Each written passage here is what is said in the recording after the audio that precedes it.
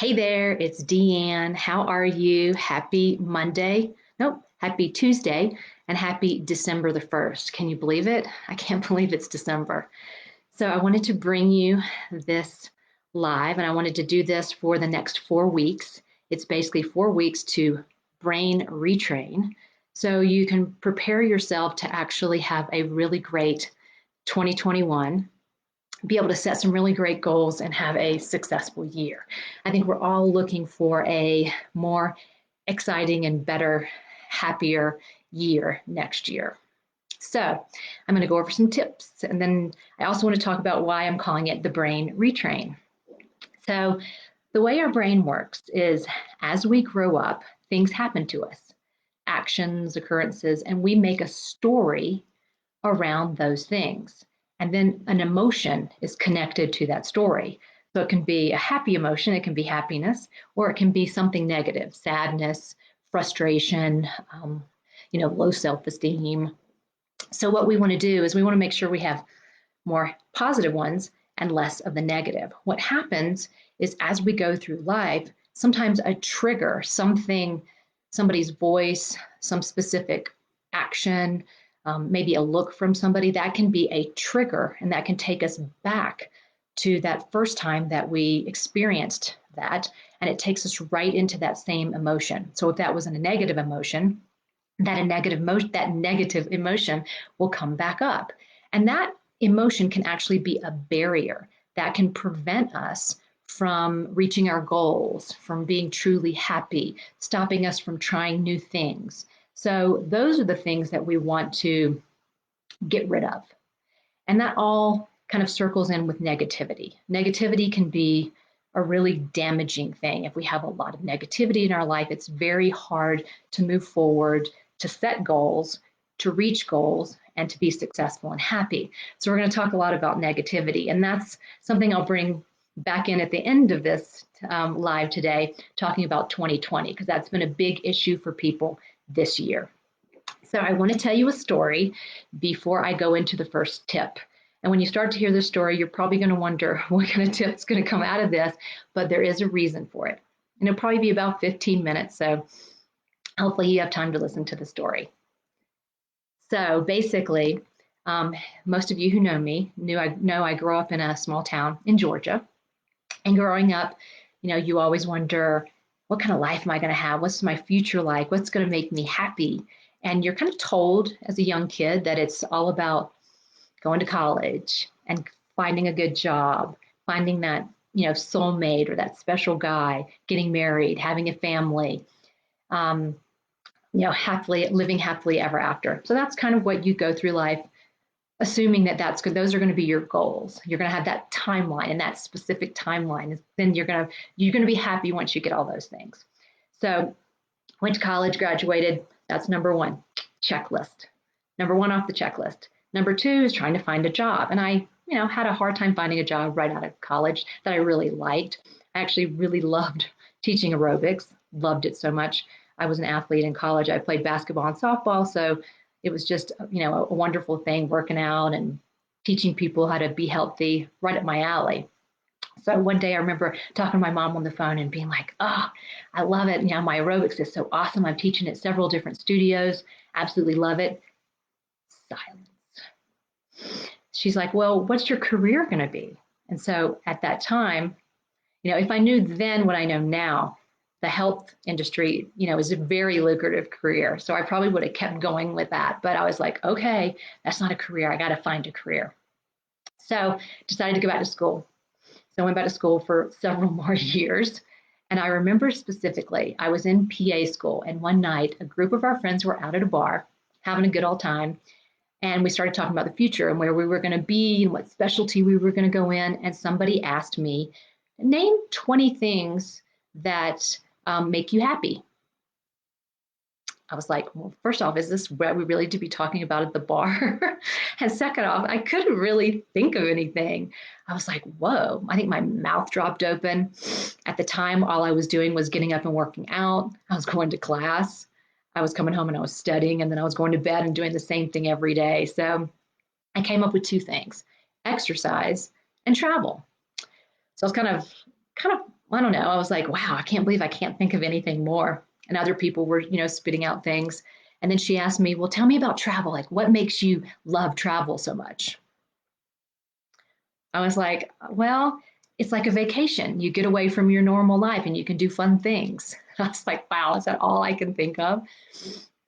So it kind of bothered me for a little bit, a few days. And I was like, well, I just can't come up with those things, but maybe I'll figure that out later. So then I completely forgot about it, graduated, moved to California.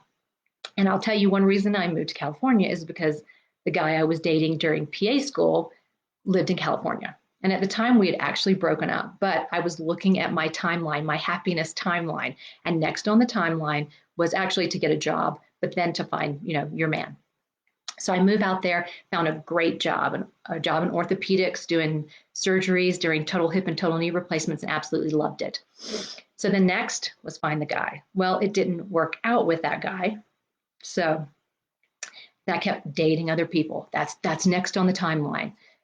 Couldn't find anybody. Kept, oh well, what's going to happen. Then, thank goodness, I found yoga. Totally changed my life. Very different type of exercise. I've been, used to aerobic exercise, running around, sweating, and this was very different. It was a great workout, but it was more kind of internal. You're not looking at yourself and, you're not running and comparing yourself to other people. It's very internal. And as I started to do more and more yoga classes, I started to really, I think, grow into myself and understand who I was. And there was one weekend that I did a little seminar, and we did some yoga poses, we did some meditation, and we were going to have to write down 20 things that that made us happy. And at first I was like, oh no. I went right back to that day where I kind of felt like, I didn't know what I was doing and I couldn't answer the question, kind of like when you're in class and everybody knows the answer and you don't. So I totally went back to that emotion. But after the yoga class and after that meditation process, I easily wrote down 40 things that made me happy. And it was just like this aha moment. I finally realized that it's up to me. Like I was in control, or I am in control of my happiness. I'm in control of my actions and my choices. And I don't need to listen to other people or ask other people's opinions. It really should come from me. So at that time, I still couldn't find the guy. So I said, screw that timeline. And I went ahead and bought a condo and just didn't worry at all about the timeline anymore, and really can say that was probably the happiest time. I was just learned how to really be happy.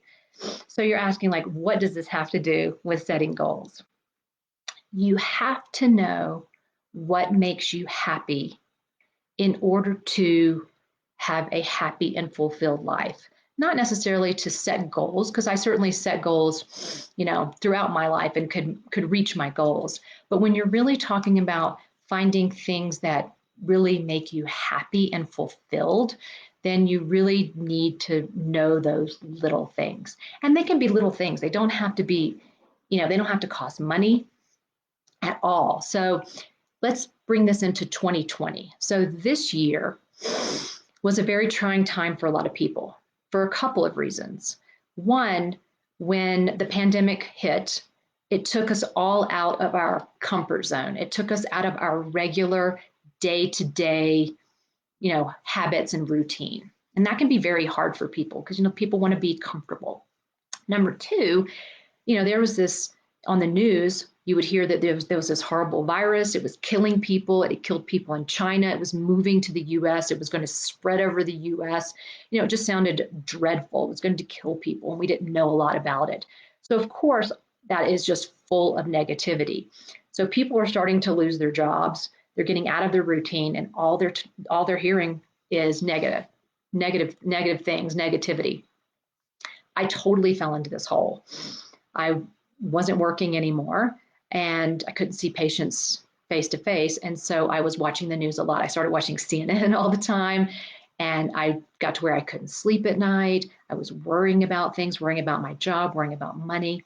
And finally, Sean said to me one day, I think we need to stop watching so much news. And I tell you, that was the best thing we ever did, because just take that negativity away. And I started to getting back into my own routine. And I went right back to sitting down and writing down those things that make me happy. And those change over time. So it's not always the same thing. So it's always good to write down those things, on a monthly basis, maybe. So I started to make sure I was doing some of those things on a daily basis. So of course I wasn't changing the pandemic. I wasn't changing anything about the virus, but at least I was taking care of myself. I was making sure I was happy and I wasn't surrounded by so much negativity. Then I started to work again through telemedicine, and I realized that all of my patients were going through the same thing, just negativity everywhere. And they were showing signs of high stress issues, vertigo and shingles and lots of GI problems. And so I spent the majority of my time talking about stress, talking about negativity, and less about nutrition and food and things like that. So tip number 1, what makes you happy? Identify the things in your life that make you happy. And when I say that, think about things that make you smile, things that make you maybe giggle or laugh, things that when you're in that moment, and you're really present, you're actually saying, "Wow, I'm really grateful to be alive," or you might even just have this really good feeling. So those are the things that you need to be aware of. Yours are not going to be mine. My list is going to look very different from yours. And I do recommend concentrating on the things that don't necessarily cost money, because who knows what happens in your life, and you need to be able to do the small things. So I want you to take time after watching this video to sit down in a place where you don't have distractions. So, kids, no significant other, no TV, and get a piece of paper out with a pen and try to write down 10 things that make you happy. They may come really quickly, and that's awesome.